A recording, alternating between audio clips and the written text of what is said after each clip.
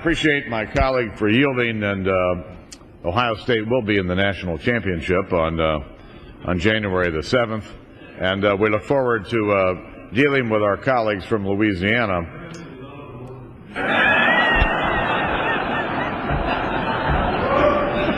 Mr. Speaker, my colleagues, there's been a lot said on the floor today about the national energy crisis that we face. We know that it jeopardizes our national security. We know that it jeopardizes our own economy and American jobs here at home. And this is an issue that the American people are very concerned about. We've got rising gasoline prices. We've got home heating oil prices and gas prices for this winter that are really going to hurt the American family's budget. So we have a crisis that deserves our response and our collective effort. But what we have here today is a bill that was written in secret, written by a handful of people on the majority side in each chamber that we didn't see until last night. Nobody knows what's in this bill. Nobody's had time to read it. One thing that is in here that I think was something of certainly will be useful is the CAFE agreement that Mr. Dingell and others reached that will give us more efficient cars in the future and done in a practical way to help domestic manufacturers and the consumers in America who are going to have to pay for this. But we know what's not in it. There's nothing in here that's going to lower gasoline prices in America. There's nothing in here that's going to help American families deal with the heating costs they're going to have this winter. There's nothing here in this bill that's going to increase domestic production of energy. And at the end of the day, if we're very serious about solving the energy crisis in America, we've got to deal with conservation. We've got to deal with alternative sources of fuel. We have to deal with increased production here in the United States, and my goodness, why won't we talk about nuclear energy on the floor of the House of Representatives of the United States when we know that it's the cleanest source of fuel for our future?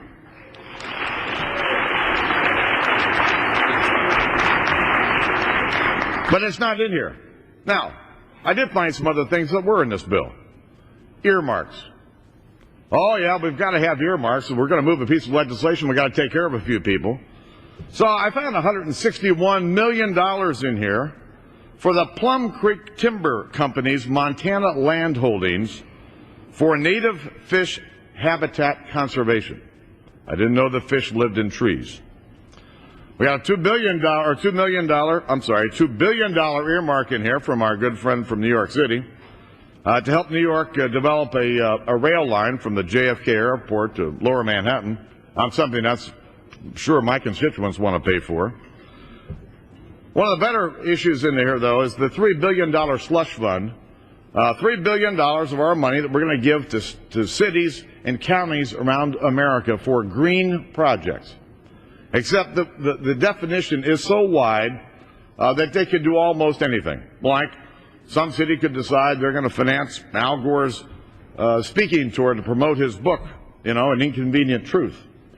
Or maybe Beverly Hills will replace their police cars with Lexus hybrids. Certainly would count if you look at the bill. We could be buying some energy efficient hybrid snowmobiles for Aspen or Snowmass or any of those places. All that would be allowed under this provision. Oh, we could even use some of this money to finish the rainforest that we're building in Iowa. This is not what the American people want their money to go to. And although this is not an earmark, what I really liked in the bill was the $240 tax credit that we're going to provide every 15 months for people who regularly ride their bike to work for the purchase, repair, or storage of their bicycle. Now, amongst us, I know there's one of my colleagues that would probably benefit from this. I hope he's going to recuse himself when we vote. This is not going to solve America's energy problem. And I think that we ought to get serious as a country about energy independence and saving our future and the future for our kids. But while we're here dealing with this bill that doesn't frankly do much, and will not solve our problem. Think about what we haven't done. You know, Christmas is right around the corner for some of you that haven't realized it. The majority leader said yesterday that we would be out by next Friday.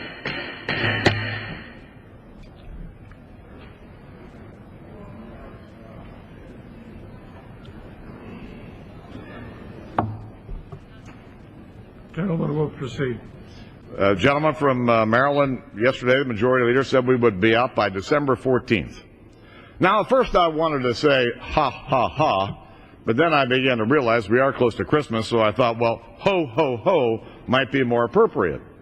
Now, there's not a chance that that's going to happen. We haven't dealt with the AMT problem. We're about to put 23 million Americans under the alternative minimum tax that have never been there before.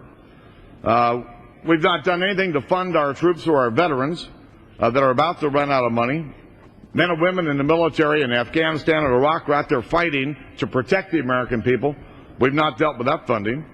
We've not dealt with 11 of the 12 appropriation bills that should have been done by October, but, you know, we were going to get them done by Thanksgiving. And here it is, December the 6th, my wife's birthday, Ray LaHood's birthday, December the 6th, and we still haven't done 11 of the 12 appropriation bills. Yet none of this is finished at a time when we ought to be getting serious about getting our work done. So I would ask my colleagues, let's get serious about energy independence. Let's get serious about what we need to do as a nation to solve the future for our kids and theirs. And until we get serious, I think we should vote no on this bill. But I would implore my colleagues to also realize that our constituents are looking for us. Our families are going to be looking for us soon. And it's time for us to wrap up our work, but get our work finished because the American people expect it.